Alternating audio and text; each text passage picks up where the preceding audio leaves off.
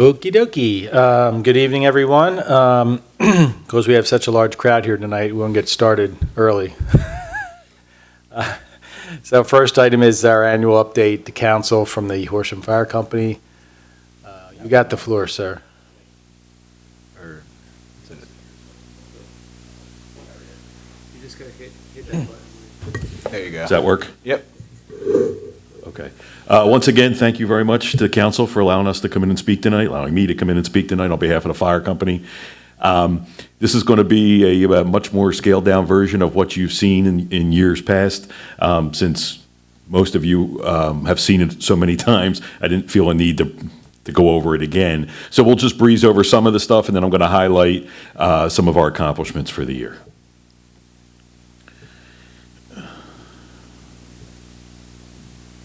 Hey, thank you very much. All right, have a good night.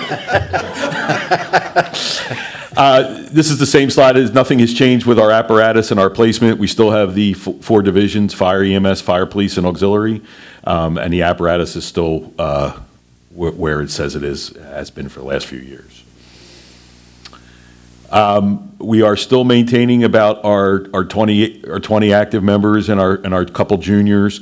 The fortunate thing is a lot of our juniors have graduated to be senior members. We've managed to retain them so far. One has joined the military, so he's away at boot camp right now, but we expect him back because he's joining as a guard member, so he'll be back eventually once he gets done all his training. And the rest of them are in college, but locally in college. So we expect to continue to see them on a regular basis. Our staffing model is still the same. Our budget, we are still on, I always feel that this is an important slide. We are still on pace to finish at budget numbers. Even after some of the big things that we did within the firehouse, we had that money set aside and put away and planned for. So we still expect to be at budget. So this is the first page of accomplishments. We continue to update our policies and procedures. The fire and EMS business changes almost daily, and we continue to update our policies and procedures to reflect those changes. Specifically, medications on the EMS side and the way the paramedics treat is constantly being updated. To the point, which is a little embarrassing on the state level, the state sent out the annual review for protocols and then pulled it back because the business had changed since they rolled it out. So they had to bring it back, and then they're redoing it, and then they're going to resend it out to all of us. So that's how quick things are changing. ESO for NIFers, what that means is we've changed our reporting software. The state allows a certain amount of reporting softwares to be used for NIFers, which is the National Fire Incident Reporting System. If you're a fire company, fire department in the United States, you have to, if you want grant money, you have to report to NIFers. And essentially what that is that's all our fire calls go through up to the state sends it to the feds. It's nothing extra that we have to do besides doing our normal fire report after each event, similar to a call sheet that the EMS people do. So we upgraded to ESO, which is a platform that we use for both fire and EMS reporting. It is quite the undertaking. It is a huge platform. And we are still in EMS has been on it for several years, and we are moving gradually our fire stuff over. So we are actually using two different platforms, which is not desirable, but it's too big of a project to move it all over at once and have a cut date. So we are still in the process of doing that, but it's working out just famously. Our station painting project, we had all the living quarters in the station painted this year. Including some of the rooms downstairs. We're hoping that we can do the bays in 2024, but it's hard to believe that the building was built in 2004.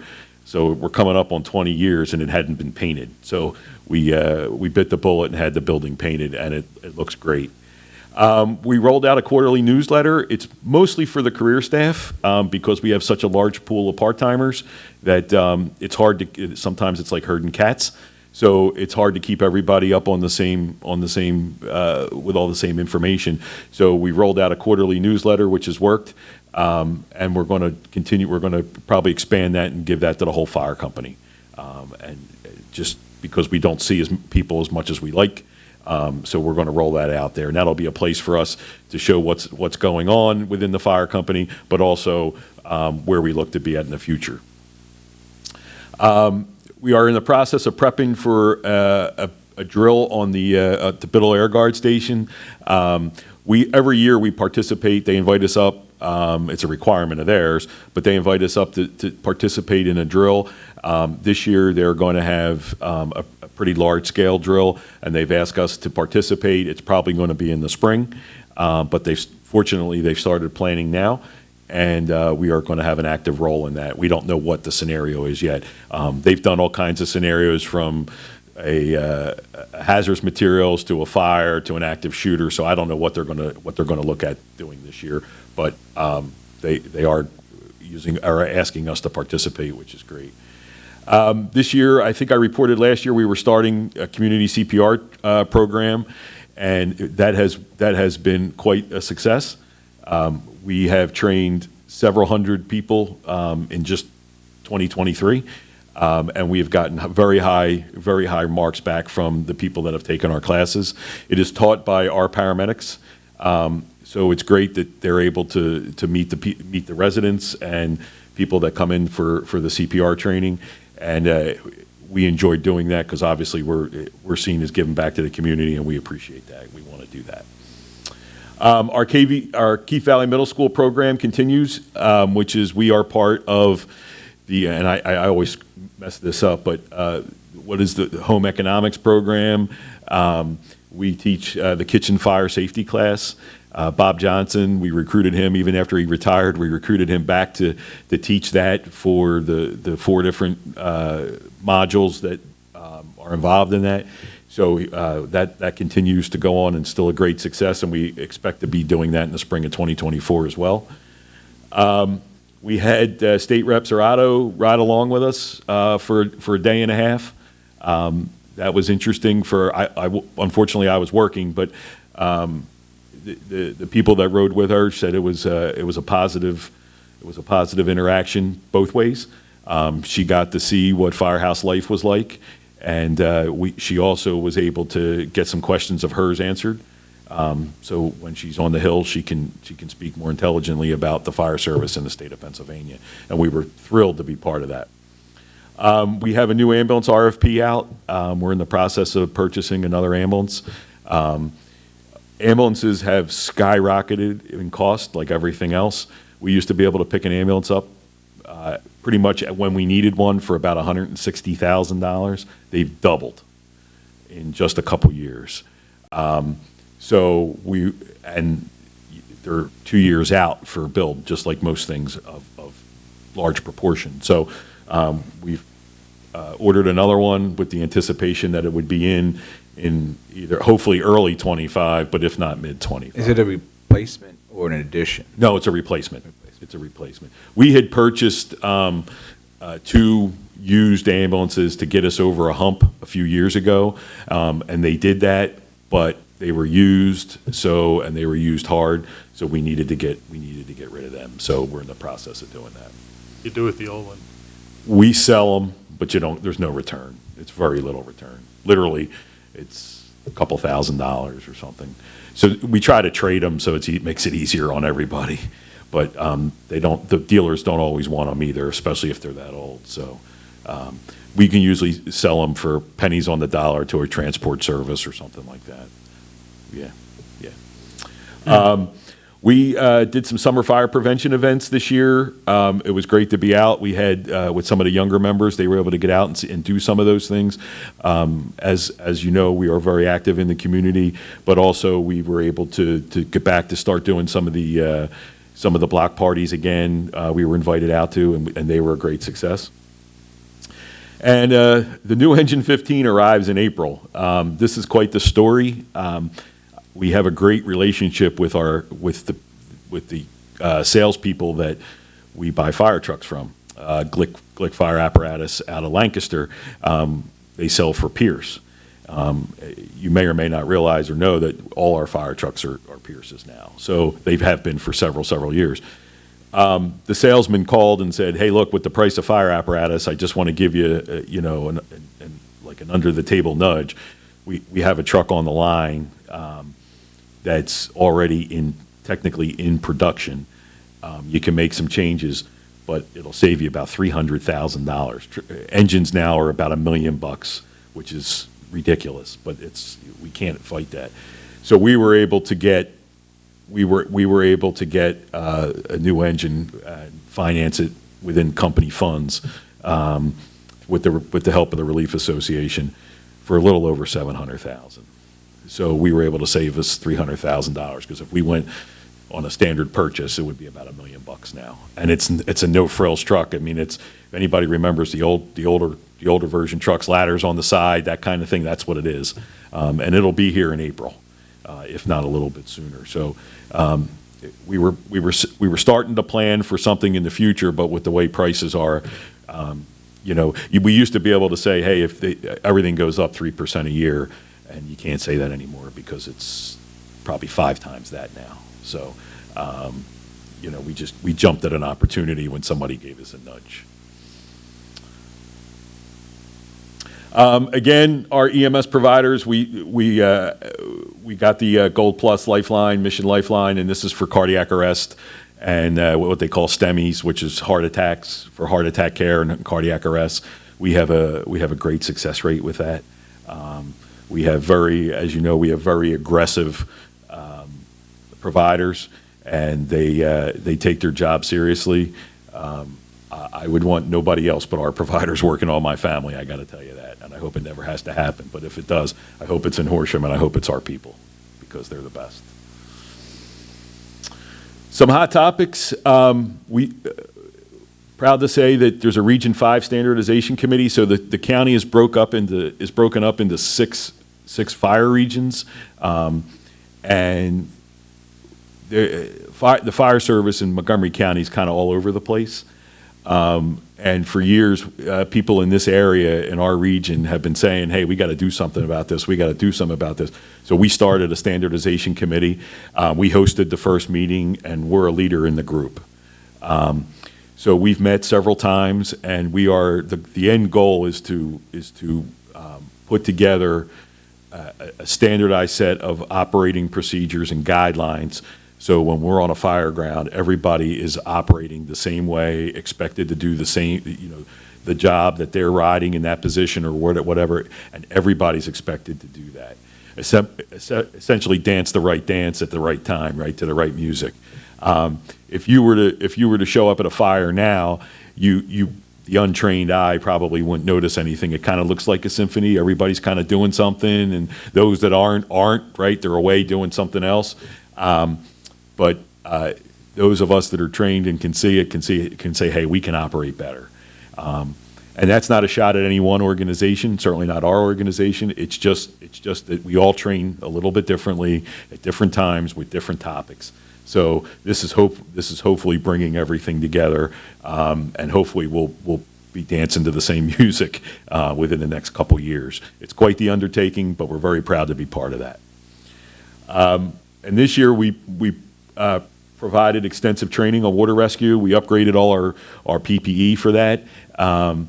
All those suits are essentially a rubber product.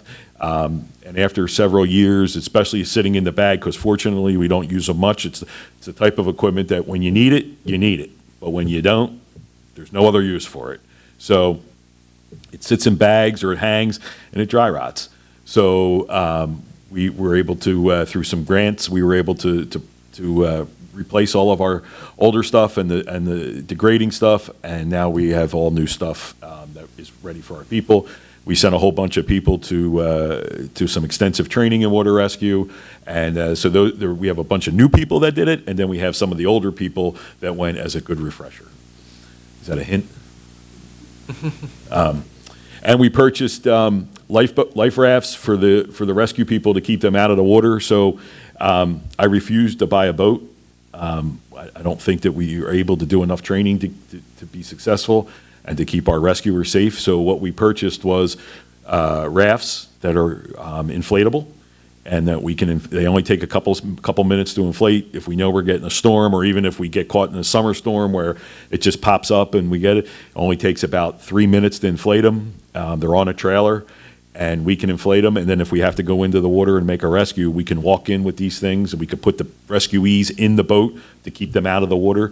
In years past, we would have to walk them out, which is dangerous for them, and it's certainly dangerous for the rescuers, because if they get swept away, the rescuers, generally get swept too, because they don't let go.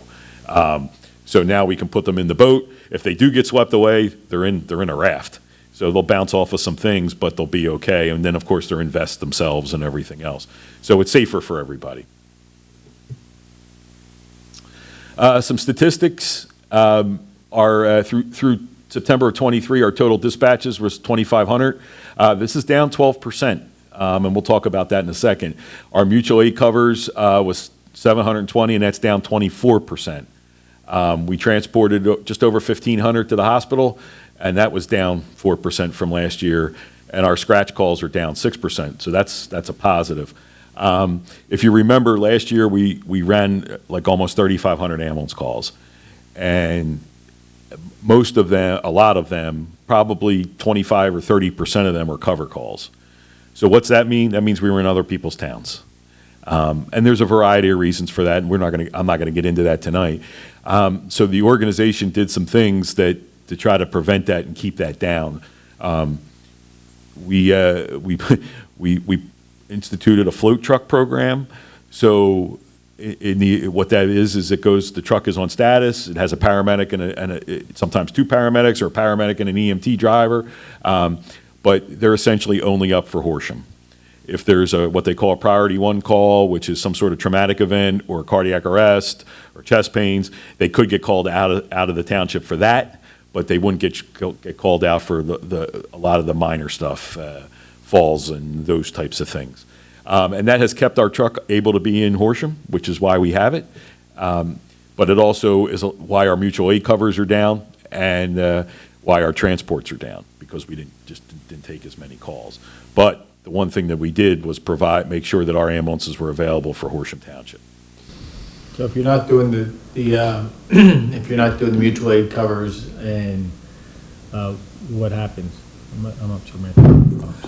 What happens when you're not covering those? Is it someone else now, or is it? Yeah, somebody else would have to cover it, or hopefully the home ambulance would cover it. Right. We're still doing a good amount of mutual aid calls. It's not like we're not doing the mutual aid, but during times of high call volume, we put one of the 2 ambulances up as a float, and that keeps in town, because that's why we're here. Some fire statistics through September. We were at 477 calls, so we're right about 600, 650 for the year. That's what we're aiming for. And our statistics have stayed the same over the last few years. We're averaging 5.5 firefighters on the trucks over a 24-hour period, and about 4.5 in the firehouse standing by.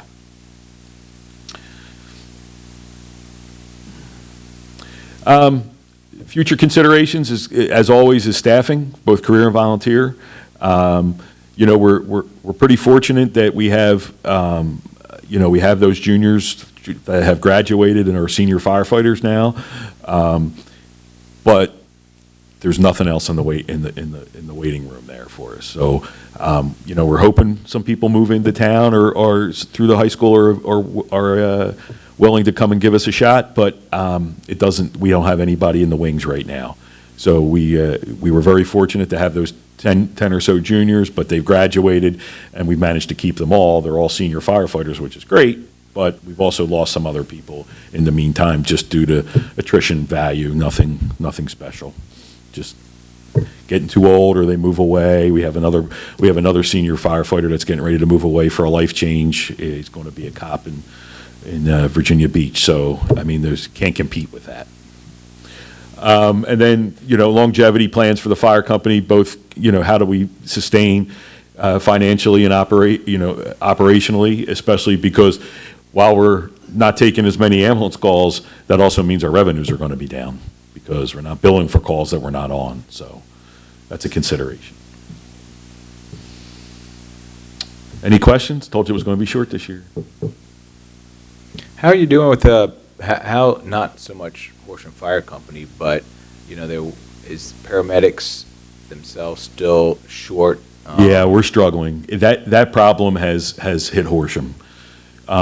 We used to be able to be the pick of the litter, to get the pick of the litter, so to speak, and now we are struggling. We are actively considering doing some different things, such as hiring non-firefighter paramedics and either training them or just putting non-firefighter paramedics out there. The problem with that is that if a non-firefighter paramedic is working, they're good to be on the ambulance, but they're not going to be there when we need them for fires. But due to the paramedic shortage, we may not have a whole lot of other options. Do you see that improving at all in the near future? Not in the near future. Not in the near future. Until there's some salary stability throughout the area. Right now, it's very cutthroat. We talked earlier in the year. We were basically forced to have to give a pretty good salary increase to our full-time employees to keep them, because other organizations were just dangling ridiculous amounts of money. And we were able to do it. We were able to move some things around and push some things off for a couple years to get this done. But it was a lot of stress on the board to make all this happen. And fortunately, we were able to retain all but one out of 10. So I mean, we did pretty good at the end of the day. But I don't know that we could do that again in the next couple years, because we just don't have the means to do it. And more communities, more and more municipalities, and I think Warminster's the most Right.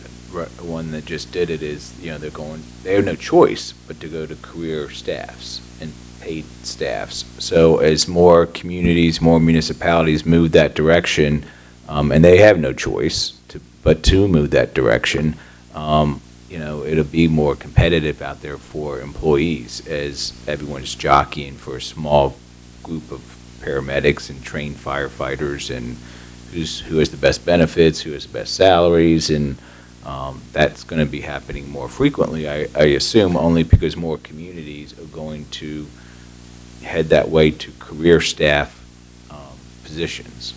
So. Yeah, I mean, it wasn't all that long ago. I mean, we're only talking like a year or two that we could do a process, a hiring process, and pick who we wanted. Now we're almost forced to just take who applies. What do you think what do you think that is? Like, paramedics are very specialized, obviously, and educated, and so I'm sure the salaries are commensurate with their abilities, right? So, Well, not quite. They're getting well, there, they're getting there, but they're, yeah. Right, but why do you think there's such a shortage of paramedics wanting to be, or people wanting to be paramedics coming out of school that? I think there's a couple reasons. There's people that a lot of the average age of a paramedic in the state of Pennsylvania is like 44 years old, right? They don't, you used to, when I started 30, 31, 32 years ago, you went to EMT school when you were 18, and then you went right into paramedic by 20, and then you were a paramedic for 25 years, and you could stop being it, or you could choose to continue, but whatever, you were, at age 45, you were tenured. Kids today don't want to do that. They don't want to do it because they can make money doing other things, and it's a lot of training, it's a lot of responsibility, and a lot of people don't want to deal with it today. And the other side of it is a lot of these organizations, these fire departments and EMS departments and everything, they went from being volunteer based to being almost 100% career.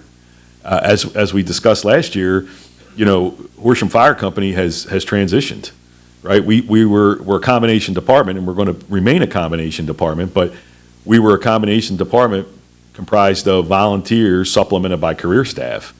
Well, now we're career department supplemented by volunteers, because we would not be able to survive without our career staff, because we just don't have people around during the day, and we don't have a whole lot of people around, on any given time, because everybody's numbers have dropped. And that is what is also part of the problem on the career side, because for those of you that don't know, I'm the Director of Emergency Service in Warrington Township, and I'm responsible for the career firefighter program over there. So, we've managed to, now that there's so many jobs, we've depleted the pool, and now you're almost taking whatever you can get. So, Do you think that if you, not that I'm suggesting you do, or anybody should, but if you went towards the career path of having career paramedics and whatnot, do you think that would encourage more people to become paramedics because it's no longer volunteer type? I think it's like they know they have like a career. Yeah, I think it Like nursing, I think it could help. I think it could help, but there has to be some there has to be some parity across the board when it comes to salary, benefits, those types. It's got to be worth it, right? Yeah, you got to make it, because Then you got to sustain that. Yeah, because otherwise you're just going to have, we're just going to keep going with what we have. It's going to be a revolving door, because Township B, it can give you more today, so you're going to go there. Most people will go there. A lot of people in this business typically aren't people that stay. Fortunately, in Horsham, we've managed to keep a lot of people. I mean, we have one of our full-timers has been with the organization 35 years. Another one's been with them 28 years. We have a lot of longevity, and we pride ourselves on longevity. But we're kind of the anomaly, and what we're seeing coming into the organization now is they're not looking to make this a career. They're looking to do 2 or 3 years and then maybe move on or do something else. It's not for whatever reason. It's not a career. It's not as desirable as it was once. Right. So get your work cut out for you. We're up to the challenge, but it's getting exhausting. Yeah. So Who pays for their course? Is that on the volunteer firefighter, or what course?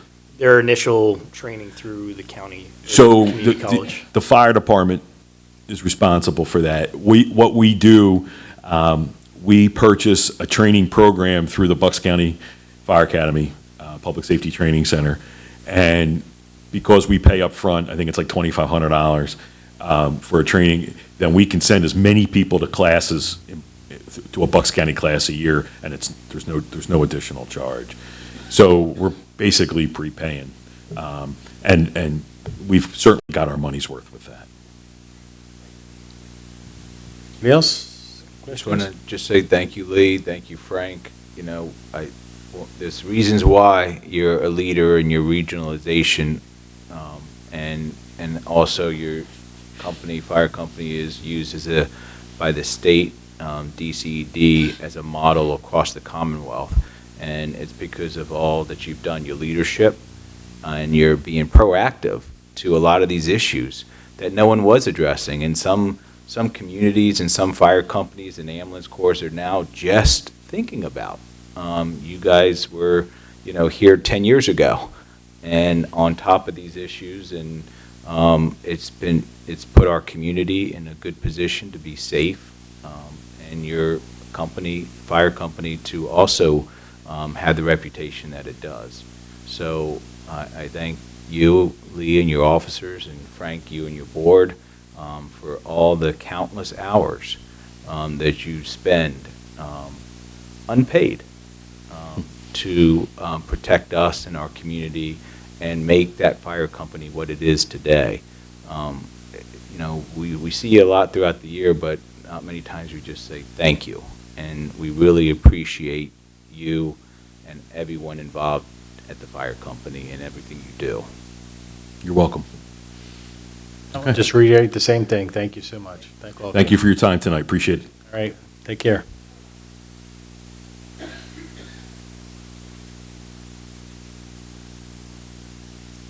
All right, looks like we just timed that perfectly.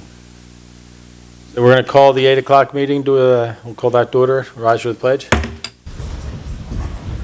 I pledge allegiance to the flag of the United States of America and to the republic for which it stands, one nation, under God, indivisible, with liberty and justice for all.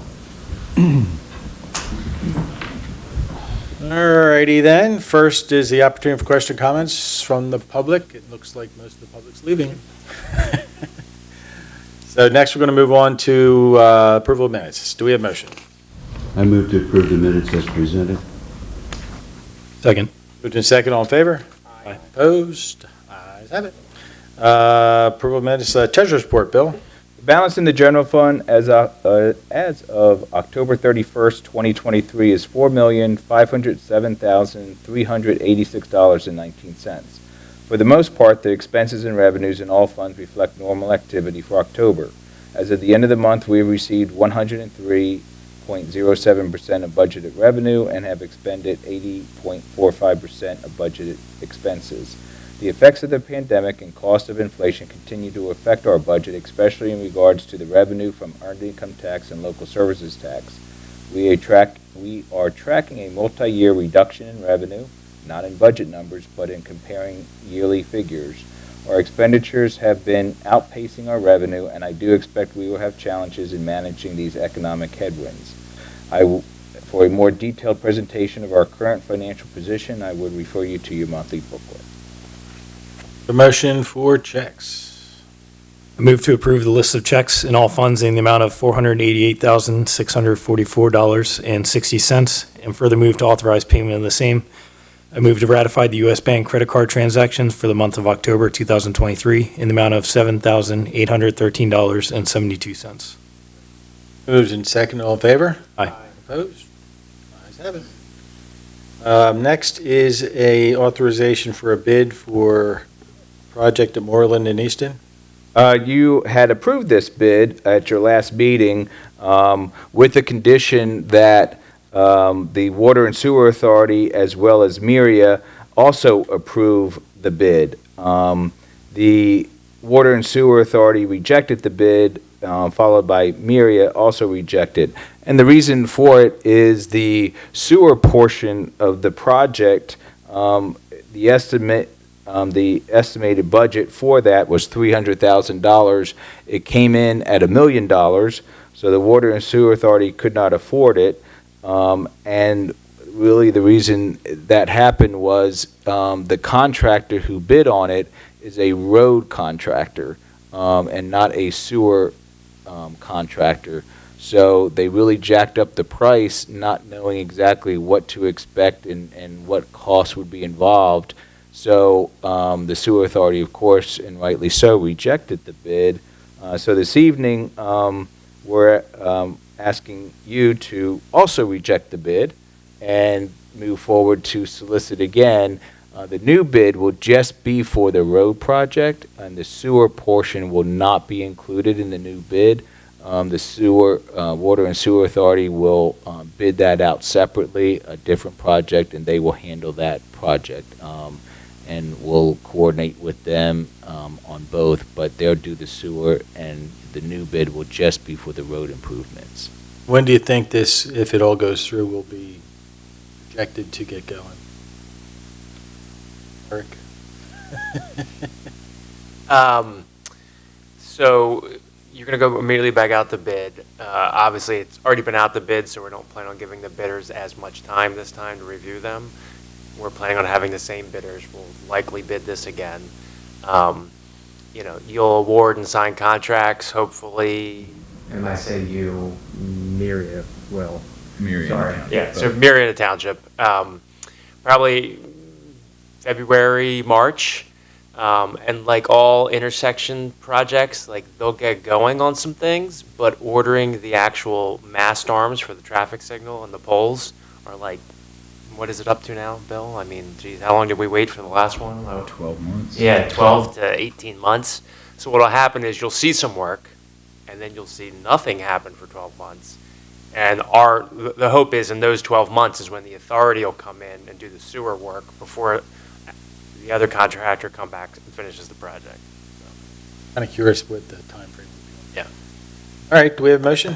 I move to reject the signalization at Eastern Road and Westmoreland Avenue project bid to Mako Constructors Incorporated in the amount of $3,030,000, and further move to reauthorize the solicitation of bids for the signalization at Eastern Road and Westmoreland Avenue project, and further authorize advertisement of the same. Second. Moved in second, all in favor? Aye. Opposed? Ayes have it. Okay, next is the fun part that Bill really loves. Presentation of the budget. Okay, so let's get started here. I know everyone was up late last night. So the demographics of the township. So we are the 6th largest township out of 62 municipalities in the county with 17.3 square miles. With residents, we're also the 6th largest out of 62 municipalities with 26,564 residents. That's the 2020 census. We own and maintain 5 buildings, almost 100 miles of township-owned roads that we maintain, almost 900 acres of township-owned parks and open space, which is at the top 3 in the county. So out of all the 62 municipalities, we're in the top 3 with acres owned by the township. We have 6 community parks, 9 neighborhood playgrounds, almost 13 miles of trails. That includes the 5.24-mile Powerline Trail. Some recognitions that we received in 2023. The library received the Most Loved Library Award in the region. Montgomery County, the Farmers Market was voted #1 in Montgomery County. We received our Citizens Communication Awards from PSATs for our social media and website and newsletter. And then also by the Delaware Valley Trust, we were recognized for our workers' comp and our workers' safety here in Horsham during the day-to-day operations. Grant awards, we're managing a lot of grants that we received. We sort of have held back a little bit from applying for new ones because we would need to get these projects through and need to get these projects done. But well close to $10 million in grants that we are managing through multiple state agencies for these projects. And now just to move on to some of our accomplishments, I'm not going to read this list off to start these slides, but the staff does a lot. We do a lot for the community, and our volunteers step up to the plate to do a lot of programs for the community. We got this year we got the electrical vehicle charging stations. There's 2 here at the Township building and 2 at the library, and I'm happy to report they are being used on a daily basis. So the library gets a little bit more traffic than we do here at the Township building, so their stations are getting used more frequently than the Township. Our solar energy project is going through, as you're aware, there's that 4 to 6 month PICO review, approval, so we're in that's where we're at right now. We're in the PICO 4 to 6 month approval, review and approval process, phase, I should say. But everything is still on schedule that the panels will be installed next year. So everything is still on schedule by the end of next year, probably by the end of the summer, early fall. All the panels and the system will be in operation at all locations: the library, the public works, Township building, community center, and the police station. You all visited the Whitmer Road Basin, the retrofit. So not only does this help reduce grass cutting, but it helps with water quality and also stormwater control, the quantity. So this retrofit, it was one of our largest detention basins. It's right next to College Settlement Camp on Whitmer Road in the Horsham Town residential neighborhood. Turned out great. Dennis took the lead on that project, and it met MS4 requirements. So we had to meet MS4 requirements, and the project met that. And it looks simple. It looks pretty simple on that slide, but to retrofit, you know, when you talk about design, permitting, installation, this project was over $300,000. So it's not cheap. Fortunately, we were able to get a DEP grant and a DCED grant to help cover those costs. So that helped a lot financially. 298 Welsh Road, open space. You might have seen the trees were just taken down. They were not on township property, and the township did not take those trees down. The two property owners, Workspace Property Trust and NMS Labs, who own the trees, they took the trees down. As you also know, we're partnering, we're doing a sort of a public-private project with Workspace and another major employer on the other corner who got tired of looking at our property and have joined in to make something good happen there. So we're working with them, as you know, to come up with a design, whether it's a welcome to Horsham, an art piece, landscaping, something at this intersection. So it's a good relationship and works out well financially for us too, having the public-private partnership to make things like this happen. Hurricane Ida tree replacement program.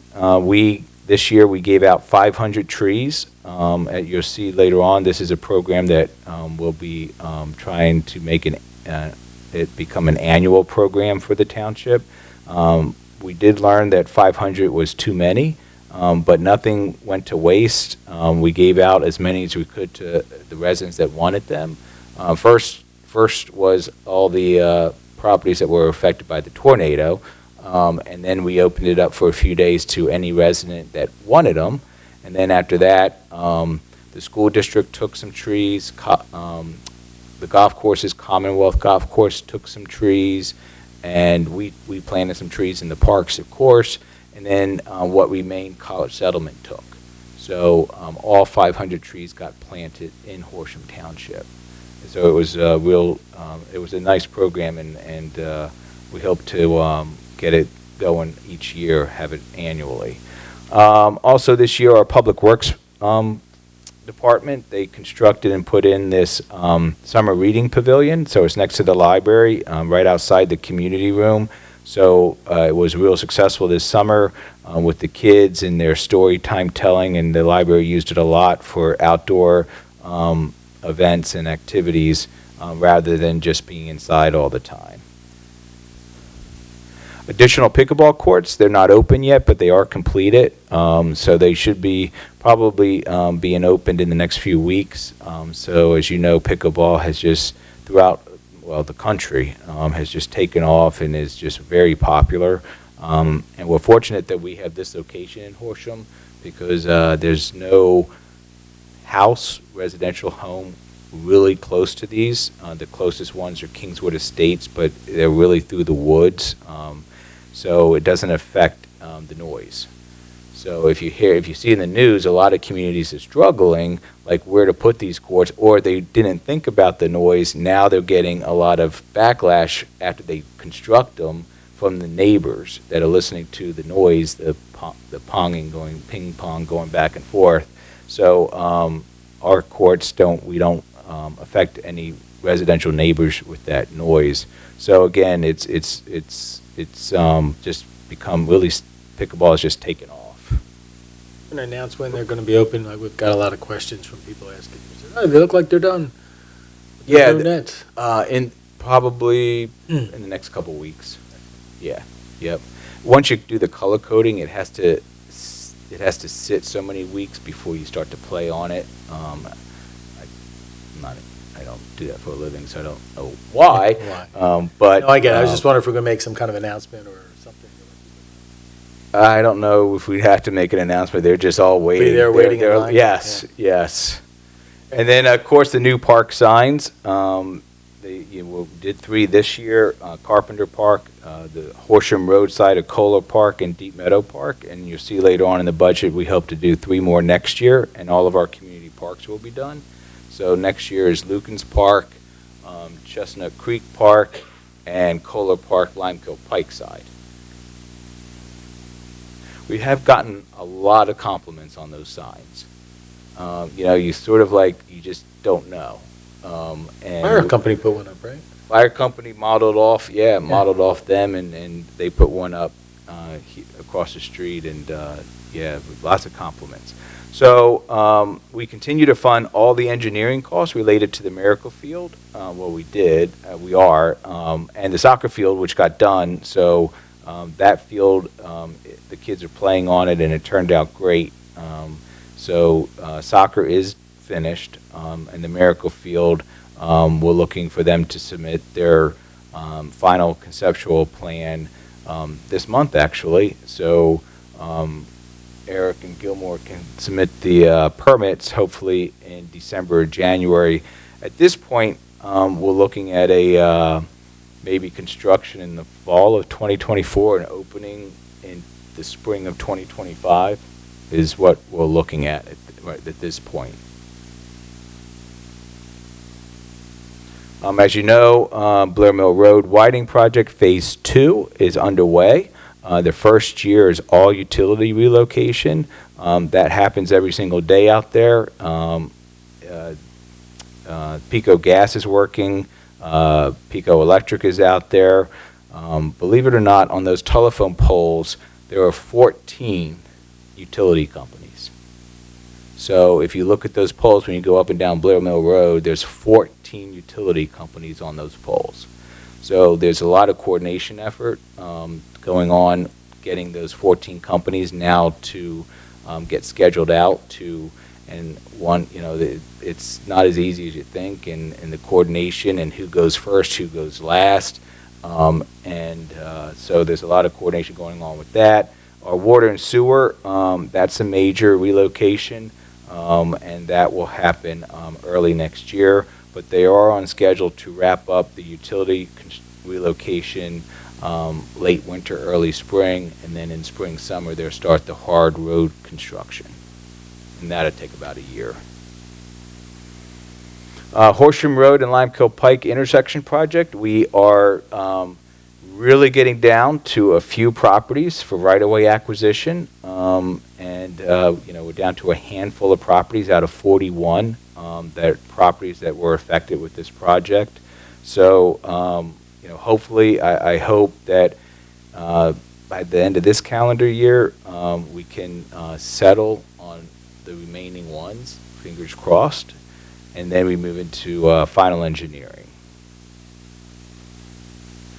Pennsylvania Lifestyle Campus, the street lamp project, and again, these are all accomplishments for this year and this year's budget. They are under construction, so they're pouring concrete. They have all the holes dug, the foundations are put in place. Their next step is they're going to be drilling for the conduit. They're not digging trenches, so they're going to be drilling underground, pole to pole, and there's 86 street lamps. So they're going to be starting that next week. So that project is moving along. These are charitable organizations that council designates each year for financial contributions from the township. They all work and somehow, some way with us, with our police department, and with our residents and community. So we support them financially each year by giving them each a financial donation. So those are the ones that received donations this year. And for the most part, that list doesn't change too much. So moving on to our 2024 proposed budget. Right now, we have a balanced budget, proposed budget at $21,478,267. The real estate tax millage rate is proposed at 2.23 mils, and as I mentioned, the budget is balanced. This is sort of what your residents' tax bill goes to. Their home assessed at $183,001. Usually has a total tax bill of $7,230.37. And as you can see, the breakout between the Hatfield-Horsham School District, the Montgomery County Community College, and then Horsham Township. This is, I always think it's fair to show how much Horsham does with less. So Horsham, you can see these communities that we compare ourselves to the left. Underneath the community's name is their population, their 2020 census. And in yellow and gold, you can see their tax rate. Now, except for Horsham, we don't know what these communities are going to do for 2024. Most of them are having tax increases. And you can see in gold where they are in 2023. Our proposed 2024 tax rate of 2.23 mils is one of the lowest, Lower Gwinnett, but they have half the population and half the staff as we do. But you look at the square miles of the townships, and way out to the right is the 17.3 square miles, and that's Horsham. So we have one of the largest townships and one of the lowest tax rates. So also an explanation of budget funds. So, we have our general fund, which is our day-to-day operations, our overhead, police department, fire, they were just here, fire company, parks and trails, all out of the general fund. And then we have different other funds that make a lot of things happen in Horsham. So when you do have to raise taxes, someone might say, well, why are you doing all of that projects? Why are you doing all those capital projects? Well, those capital projects don't come from the general fund. The general fund is where all of the real estate taxes go into, as well as the earned income tax and local services tax. The other funds, which fund many of our capital improvement projects and projects I just spoke of, are either through grant funding, the majority is through grant funding, and these other separate funds that the real estate tax does not fund. And these are restricted funds, and you can't redirect funds from these other funds to the general fund to cover a decrease in revenue. So again, we have a lot going on in Horsham, but the projects that we have going on, you can't redirect, and you can't take money from these restricted funds that have revenue sources, other revenue sources, and transfer it to the general fund when you're short in revenue in the general fund. So a breakdown of our proposed budget for next year, as I said, 2.23 mils. So the average single-family home in Horsham is assessed at $183,001, which means the average tax paid next year would be $408.09. And then you can see down general services. And again, general services primarily is our police, fire, ambulance, parks, and trails. And that's going to be at 0.84 mils, $153.72. The library, 0.47 mils, $86.01. The fire company also gets 0.60 mils at 109.80 cents, and then the parks 0.32 mils or $58.56. So that's our real estate tax breakdown. Our proposed budget also no increase in the earned income tax rate, no increase in the local services tax rate, no increase in the hydrant tax rate, and no increase in the street light assessment. And this is where our revenue comes from. You can see the gold, which is our local Act 511 taxes, and they primarily are the earned income tax and local services tax. And that used to, just a short while ago, 8 years ago maybe, that used to be 60%. What we've been experiencing in Horsham, and especially since the pandemic, a dramatic, significant decrease in earned income tax and local services tax. So, that's one reason that taxes need to go up for lost revenue. And it's really a revenue replacement strategy to replace that lost revenue, not increase in revenue. We're not hiring more people. We're not buying more cars and trucks. It's to replace the revenue that we've lost primarily from the office parks. So I get the comments all the time from people like, oh my God, the office park, there's no cars, it's empty. And sure is, and there is a decreased revenue in our budget because of that. So as we mentioned, the revenue stream is not able to keep pace with growth in services. The outlook is more growth in expenditures, further decline in revenues. The pandemic impact, along with inflation, has greatly impacted our earned income tax and local service tax revenue. It's a different financial era for us, and it is here. So, Horsham Township millage history, as you can see, before the earned income tax was established, there was no other revenue for the township, so real estate taxes were very high back in, prior to 1997 and prior. And then the earned income tax was established, and then the township was able to drop its real estate tax very low. And then the library came on board by a voter referendum. And then the last few years we've been trying to adjust our real estate rate for the loss in revenue from primarily what the pandemic and inflation has caused and put upon the township. Millage comparison. So where else are you going to live and pay less taxes? Well, probably Lower Gwinnett is it, if you can afford one of those homes in Lower Gwinnett. But you can see these charts and these figures, except for Horsham, the 2.23 rate is our 2024 rate. Everyone else is their 2023 rates. So I suspect very strongly that most of those communities, maybe not all of them, but most of them will have some sort of tax increase for 2024, because what we're experiencing, everyone else is experiencing too. Our school district is experiencing it. They have a tax increase, and it's no different than what everyone else is experiencing. But I'm pretty proud for our size township, our population, and what we accomplish, and all the projects and everything, the events and programs that we have going on. I'm pretty proud of our township and our community. Another chart that just continues to show how we compare to others with staff levels and what we get accomplished.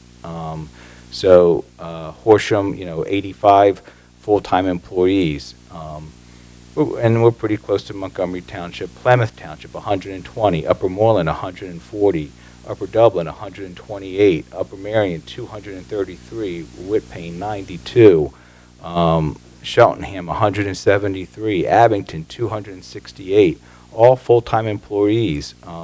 So I'm pretty proud, again, of what we accomplish as a community, what our staff does for the township, what our volunteers do for the township, and everything we get done. We really have a great community. Proud of it. So 2024 projects. The library is going to be 20 years old. The roof is 21 years old. So it needs a new roof. It is leaking, and we have a lot of books and a lot of computers in that library that we do not want damaged. So we do have budgeted for a new roof and siding. If you look at the wood siding, it doesn't look nice anymore. We can't pressure wash it anymore, because if we do, at this point, it'll just it'll just disintegrate. So we had to replace the siding with the roof. We talked about basin retrofits. We have 2 more basins scheduled for next year: Forester Road Basin and the Whetstone Road Basin. pretty exciting to address water quality and stormwater. Drescher Road Stream Bank restoration. So that's the Pennypack Creek down on the at Drescher and Horsham Road. We own that corner, and Pennypack Creek runs through the property. So we want to stabilize the stream banks from erosion, but also, again, for water quality.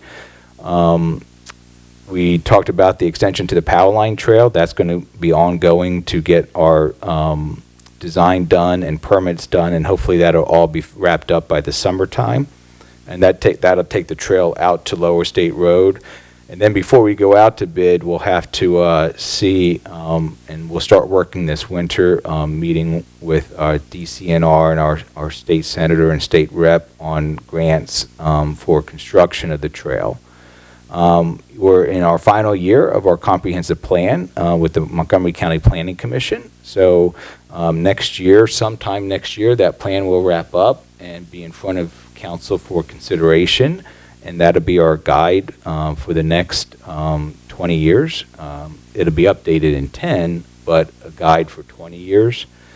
We have to replace a storm head wall on Joseph Road next year. We have nothing major, but we have minor park improvements at Maple Park scheduled. You just went out to bid again for Route 611 and Moreland intersection improvements. We have new traffic signals at Blair Mill Road and the Horsham Gate and Willow Point Shopping Center driveways. If you ever go out there, it's pretty dangerous if you make a left or try to dart across to the next shopping center. Unfortunately, since those shopping centers have been constructed on the Upper Moreland side, there's been 2 fatalities, which is the one reason the signal's being put in.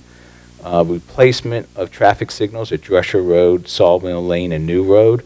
That'll be wrapping up, except for Welsh Road and Drescher Road. All the signals will be matching, brand new, state-of-the-art.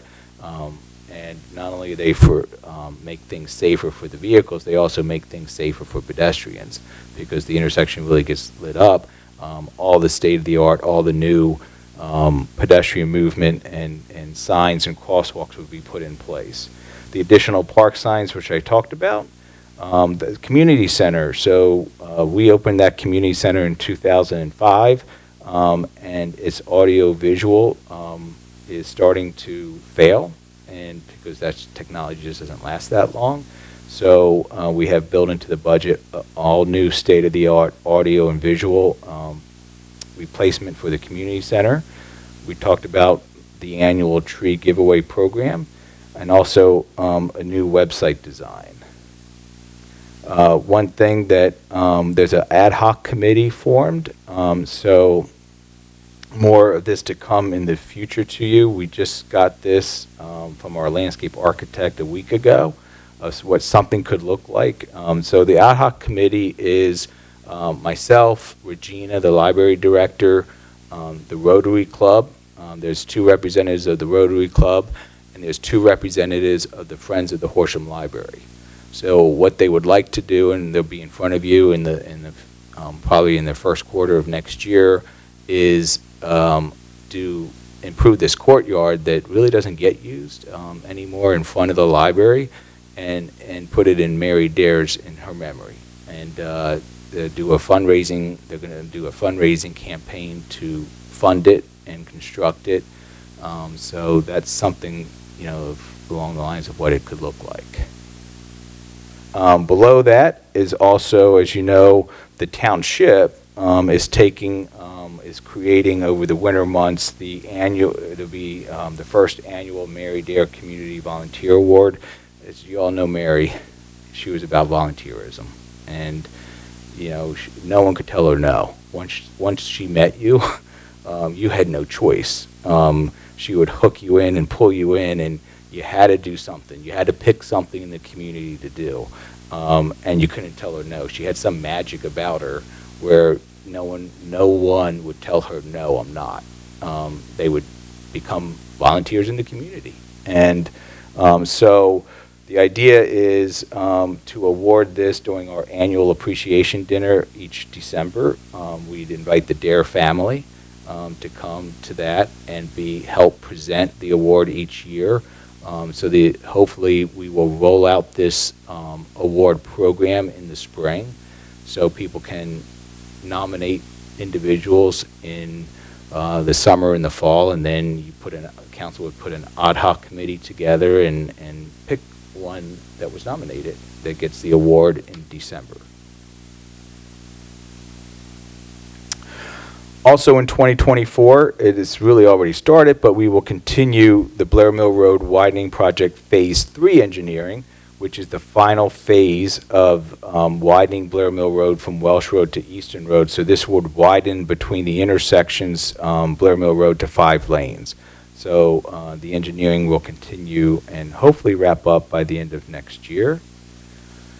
2024, with the Horsham Road and Limeco Pike, we're going to complete the right-of-way acquisition. We're going to complete final engineering and package and create the bid specs and go out to bid in 2024 for the project. Most likely, I wish I could say that they would probably start late next year, but I'm a realist and I've been involved with many of these projects. It's probably, it'll go out to bid and can be awarded next year, but it applies. Utility relocations will probably start in early 2025, and the year 2025 would be all utility relocation, and then the hard road construction in 2026. These are the roads that we have scheduled. It's about 3.5 miles of road in 2024. So these are all the roads to be scheduled to be paved in 2024. I'm not going to read them all, but it's basically the Woodlands, finish up Hidden Creek, Jasper Drive, which is off Lower State Road and part of Chestnut Creek development, Bergdorf Drive off Babylon Road, and Davis Grove Road from Keith Valley Road to the entrance of the Regency at Waterside.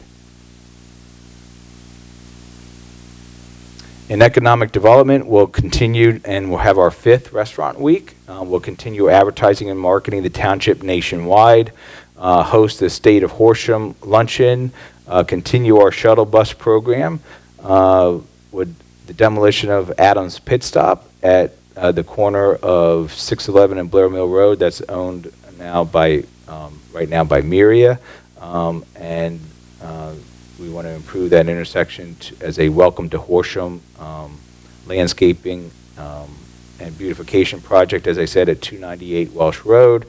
And we're going to team up with Miria and the HLRA to hire a national site selector consultant. Everyone, we've talked about our office parks. You drive through our office parks. We need companies. So we're going to hire a national site selector that we will jointly pay for between Miria and the HLRA and the township to bring 1 or 2 major companies to Horsham Township. Some capital purchases that is in the budget for next year. Again, paying for the final year of the comprehensive plan, replacing 2 police vehicles, replacing the fire marshal vehicle, replacing a public works small dump truck, replacing a large dump truck, painting the exterior of the public works facility, upgrading the community center AV, replacing the library roof and siding, the solar energy project, complete the community park entrance, the park signs. We talked about the basins and the stream bank project. The budget timeline. Tonight we are presenting the budget. Tomorrow morning it'll be on the township website. It's in your Dropbox as of today. Everything was put into your Dropbox for your review. The 4th Monday, we'll be reviewing it again and providing you an update. And on December 13th, again, we'll be reviewing, providing you an update, and then it'll be that date for your consideration of the adoption of the budget. So things that we identify as priorities within the budget, we are continuing our conservative budgeting practices. It's very important that we maintain our infrastructure. If we defer that, in bad revenue times, that's just going to create a deeper hole for this community in a tax burden. So many communities do that. They defer paving, they defer basin maintenance, they defer all sorts of things related to their infrastructure, taking care of their buildings, and then all this, because they have decreased revenue, and then all of a sudden when they get the revenue sort of on hand, oh my God, we're so far back and behind now on the infrastructure, we're still in the hole. So we're not doing that. If you have to raise taxes slightly to keep moving the township forward, that's what's proposed. And we want to maintain healthy reserve funds in our capital reserve, in the roads and parks, maintain our high bond rating, have a balanced budget, maintain the quality of life and services to the residents, and keep the township moving forward. Ideas for the future, these are not funded in the 2024 budget, but these are things that we want to just keep on the radar. So we want to keep our walkability going, especially in the Pennsylvania Lifestyle Campus and the Horsham Business Center with our sidewalks and street lamps. On the opposite side of Drescher Road, the idea is to put an asphalt trail. You see what we did in front of Lucan's Park? That's used more than the sidewalks across the street. I don't know why, but they like the asphalt trail. I guess it's wider and smoother, and you don't have the, but we want to continue that from Whitmer Road all the way down to Welsh Road, wrap it around to Village instead of a sidewalk. So people have the option. You want to use a sidewalk, it's on that side. If you want to use an asphalt trail, it's on this side. Again, nothing for 2024. This is future. More street lamps. Then we had the idea for economic development of wrapping traffic control boxes to promote our branding. If you go to major cities, if you go down to Sea Isle City, everyone has their traffic control boxes wrapped with their brand. And we're going to be looking at doing that in the future. Paving of Chestnut Creek Park, we had looked at that. We had hoped to get that into the budget in 2024. That's where the Hawks play off Lower State Road, but we weren't able to do that for the cost. It's actually almost $500,000 to pave that parking lot and put parking lot lamps there. And that's our guys doing it. That's not going out to bid. That's our Public Works doing it, and we just weren't able to squeeze it in the budget. Install grass islands in the office park areas along the roads. Beautification project, if this project at 298 Welsh Road is successful, we have 3 other locations where we need landscaping and art. Easton Road and Blair Mill Road, once Adams Pit Stop comes down and that intersection's improved with the Blair Mill Road Phase 3, we need a Welcome to Horsham, either an art piece or a landscape piece. Horsham and Drescher Road, we did the whole intersection but we never did the art piece on the open space side. So that's still on the list. And the library circle. The library was done and opened in 2004, and we just never have done that circle coming into the library. There's supposed to be something there, an art piece, something there, and it just is on our list of things to do. The paving of Deep Meadow Park parking lot, that comes with the construction of the Miracle Field. So once that is done, and the next point is the replacement of the Deep Meadow snack stand, garage, and restrooms, which be all put into into a clubhouse. Once those 2 projects are done, then we'll pave the parking lot. You don't want to destroy a brand new parking lot with construction trucks. So that's on the schedule. Also finishing up restriping Drescher Road between Business Center Drive and Welsh Road for a center turn lane. That's still on the list of things to do. And pedestrian lamp banners. So we have the winter ones that we put on all the street lamps around town, and we have our branding banners, but we want to expand that.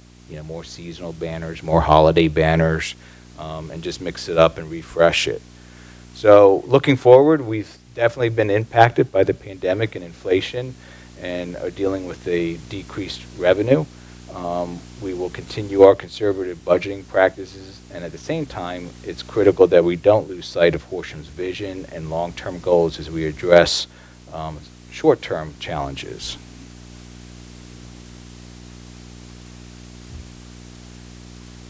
That's the 2024 budget presentation. Thank you, Bill. As usual, you've put a lot of time, effort, thoughts into this budget, as you do every year, with your conservative, thoughts and revenue in mind, and it's much appreciated. There are so many things that we could do more, but we also understand that we are limited to revenue and limited what we can do. And the important point you made was that we're not going to slow down our projects that keep Horsham moving forward. That is very important. So appreciate that. Appreciate you getting that into the budget because that is important. Anybody have any questions other than, not really a question, but just a comment? Okay, well, thank you, Bill. I really, again, appreciate it. And we'll be addressing this again in a few weeks, right? Yes, sir. With an update if there is anything new to add to it. So I guess what I'm going to ask for now is a motion to introduce the budget. I move to introduce the 2024 budget and tax levy ordinance and hereby authorize advertisement of the same. Second. Been moved in second. This is a roll call vote. Audrey, how do you vote? Aye. Mr. Wade, how do you vote? Aye. Mr. Whiteside, how do you vote? I vote aye. And Mr. McCouch, how do you vote? Aye. Motion passes unanimously. All right, being that there is nothing else on our agenda this evening, I will adjourn this meeting. Good night, everyone.